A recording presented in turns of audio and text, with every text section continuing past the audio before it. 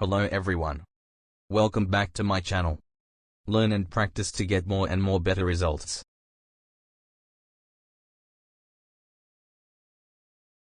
Okay, so we have covered meaning, we've covered spelling, and we've covered pronunciation. So what's left? Well, that would be grammar. So, like I said before, spelling is important because it helps you store the word a certain way in your brain. Pronunciation does the same thing. Same with grammar. If you understand how to use the word in a sentence, you will have more connections or more links in your brain, and that will help you remember the word better and connect it to other words, which is also very important.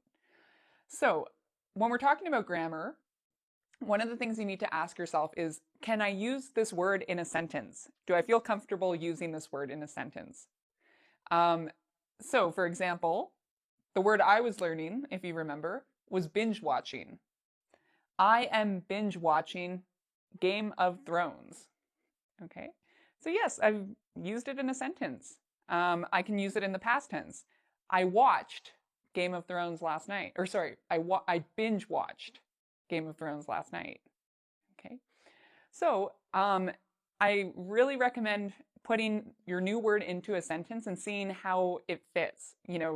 Does it go in the subject area? Is it a verb? So the way to figure this out is to ask yourself, are you looking at a noun, a person, place, or thing? Are you looking at a verb, an action, an adjective, something that's describing something else, or an adverb, something that's, describing the manner of something? So knowing this can help you, and sometimes words might have a form in each of these. So for example, maybe there's a part of the word that's a noun, and then if you change the word a bit, it becomes a verb. Maybe you can make it into an adjective or into an adverb. So that's also very good to know as well. Like, I'll give you an example. Intelligent is an adjective, but I can also turn that into a noun by saying intelligence. So knowing, how to make it into a noun or a verb, if it can be made into a verb or a noun or an adjective, can help you understand the word better and know how to use it in sentences.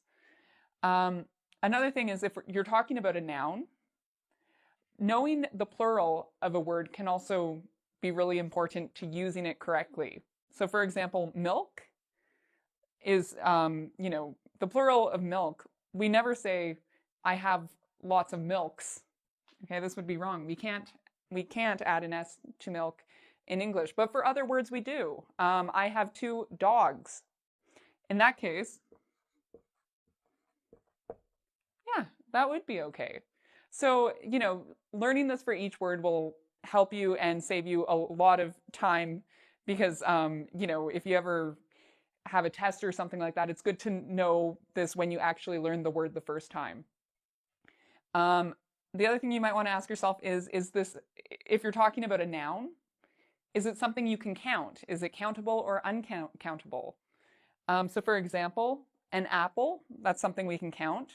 I have 1 apple, 2 apples, 3 apples, 4 apples. But love is uncountable.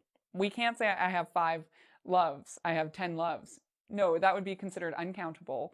And so knowing these types of grammar rules can help us use these words correctly in a sentence, and can really help our English become more understandable to other people.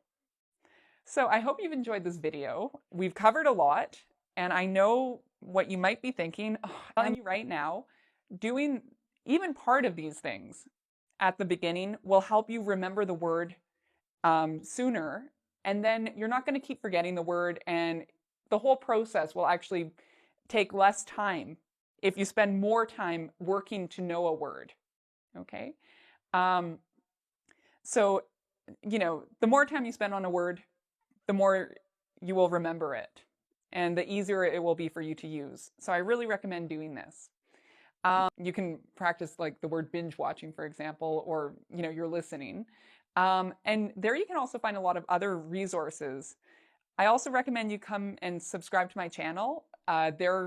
Again, we have a lot of resources on pronunciation, spelling, grammar, you know, new words. We have so many different resources, and you know, I'm okay if you binge watch my videos, okay? So if you want, feel free to binge watch and learn as much English as you can. There are a lot of videos.